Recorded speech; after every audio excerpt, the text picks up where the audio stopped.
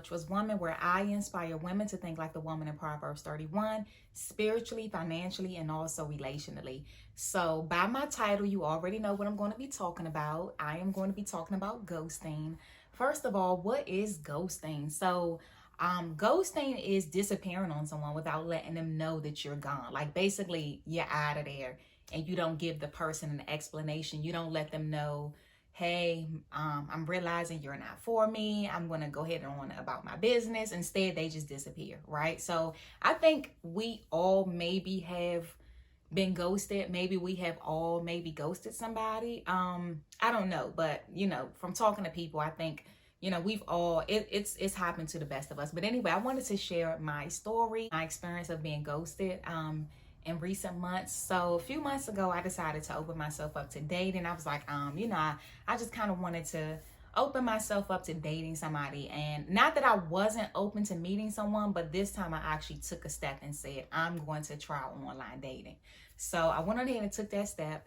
And I was meeting, different people here and there. But anyway, this one guy I met, I was attracted to him. I thought he was handsome. He reached out to me and we started, having conversations online, and he wanted to, take it to the phone, which was cool because I don't give my number out right away. But we had been conversing via, we were conversing online. So gave him my number and we just kind of hit it off very quickly. He was funny. We laughed a lot. And it's funny because normally, I don't tend to waste time with finding out, how a man feels about abstinence and how his relationship with God is. Well, for some reason, it was like we just was kind of talking about other things. I guess because we had so much stuff in common with music and stuff like that. And I'm a 90s R&B type of girl. I love it. And I love old school R&B. I grew up on a lot of oldies. So, he and I had that in common. So we just talked a lot about music and just a lot of stuff. And so for some reason that conversation didn't come up, and we ended up meeting up in person. We went out for a game day. Like we went out to like Dave and Buster's and stuff like that. We had fun, and then we ended up going out to dinner. So we had a good time. And in the back of my mind, I'm like, dang, I need to let this guy know that I'm abstinent. Because like I said, that conversation normally comes up early for me because, and I know there's a debate whether how soon you should tell somebody. I don't like to waste any time.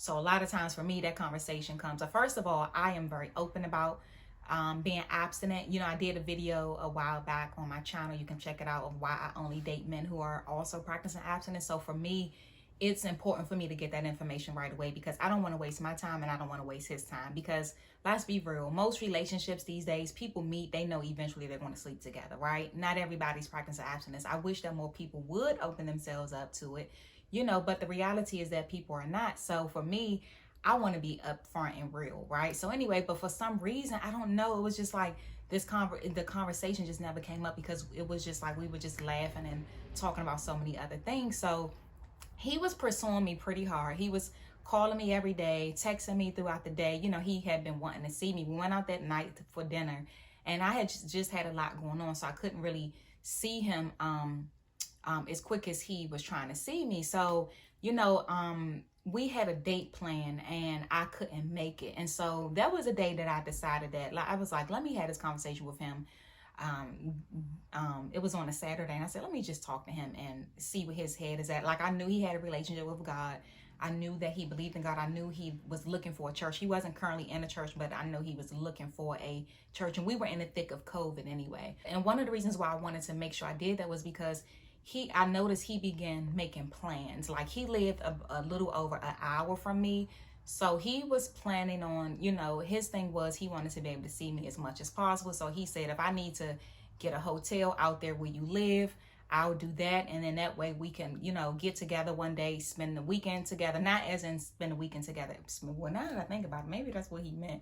But in my mind, I'm thinking maybe this is how he presented it. He was basically saying that I'm going to get a hotel, and then we'll just spend the whole weekend together, meaning like Saturday we'll do something together, we'll spend the day together, and then Sunday evening he'll drive back home. That's how I was taking it. But now that I think about it, maybe, I don't know, maybe he was trying to get me to, I don't know. But anyway, so when I had the conversation with him and I let him know that I was abstinent, he was just like, wow, his response was, wow, I never met anybody. He seemed intrigued by it. He seemed to like he seemed to be open to it. He's like, okay, so he just kind of, seemed like he was okay with it and open. He never came out and said that I'm abstinent as well, but he just seemed like he was really okay with it. And then I had to go, so I'm like, listen, I'll talk to you tomorrow. I got some things I got to take care of. So the next day, I think I heard from him maybe the next day one time, and after that I didn't hear from him again. And so I'm gonna be honest with you guys, I tend to worry about people, so I assumed something was wrong. So I'm thinking something's going on. So long story short, I don't even want to get into those details of how I realized, but Facebook, you can find a lot about a person on Facebook. So that's how I was able to realize that he was perfectly okay. He was fine and that he was ghosting me.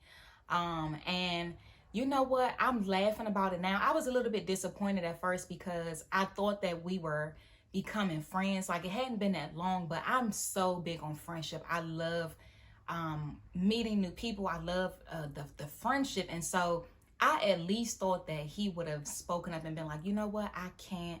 This is not a path that I'm on. This is not something that I can do right now, or this is not something that I can do at all, but whatever, I don't know. But he disappeared. He was fine. He had been on Facebook. He was doing his thing, And so that's when I realized he was ghosting me, because like I said, he had been pursuing me so hard. So when you go from calling me every day, all day, and then to not say anything after I told you told you about my abstinence, that let me know. And you know what? It's okay. I wanted to share this because, I talk a lot about abstinence, and I encourage people. People often come to me and ask me, like, how can I be abstinent? What do I need to do? I really want to do this. What did you do? So there are some people out here who are looking to me, as an example, and I wanted to share that story because, I wanted to just shed light on the fact that for me, and I shared a video a while back about how it's not as easy as it may seem for me, because, I know that there are not a lot of people on this journey, right? And it's not always easy. First of all, it's not easy to remain abstinent in this human flesh. It's not easy. I'm gonna just be honest. It's easier than what it was before, but it's not always easy. It's not always easy. And anybody with real standards will tell you this. It's not always easy to have real standards. Will it be worth it at the end of the day? Yes, but it's not always easy. So I just wanted to shed light on that, not everybody's, and this is, now I'm talking to the people who, do desire to get on this journey with me, and I say with me because we're all in this together, but I say this, I want to share the reality that not everybody's going to be for you. Not everybody's going to be open to get on this journey. People are going to come and people are going to go. I'm glad that we didn't get too far. And this is one of the reasons why I like to talk about this right up front, because it helps me to weed guys out sooner, right? And so I'm glad that we didn't get to a point where feelings were developed and things like that. Because it just was a easier or a quicker, way for my husband to find me, because then I'm not wasting my time with him. So for me, I'm like, thank you for, letting me know that you're not for me. Thank you, Lord, for, that's just, he's not for me. So that's how I look at it. And I can laugh about it now because I'm like, wow, he really ghosted me when he found out. And so, that's just a part of the journey. I'll be honest with you guys. It's just a part of the journey. This is something, and it's one thing, for those of you who are open to online dating or just meeting people online, whether you're meeting on social media or whatever, sometimes people just disappear after a conversation or two of chatting. I don't really consider that ghosting, because that just happens. I've had situations where I met somebody online and conversation wasn't going anywhere. I just stopped responding. So I don't really consider that ghosting. But when you've been talking to someone, you've gone out on dates, you're trying to see them, you're consistent with calling, and all of a sudden you disappear, that is ghosting. And just being on the other side of it now, it just made me want to even more make sure, if I'm talking to someone and I realize he's not for me, to make sure I'm open and honest about that fact that, okay, I don't see us going anywhere.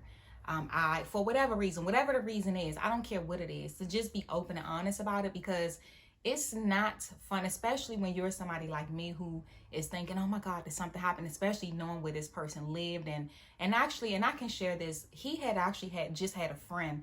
A couple days we were supposed to go out. A friend of his got murdered where he lived. The neighborhood that he grew up in, he would go visit.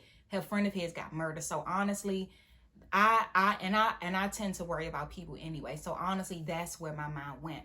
So you know, we just have to be open and honest about people when we realize that they are not for us. Just a quick, even if you don't have the courage to pick up the phone and call them, just text. You know, I just wanted to share that. I don't want to go left and go on and on about this, but I wanted to share my quick story. And also, if you have a story about being ghosted, or maybe you were the ghoster, I want to know why you ghosted that person instead of letting them know how you felt.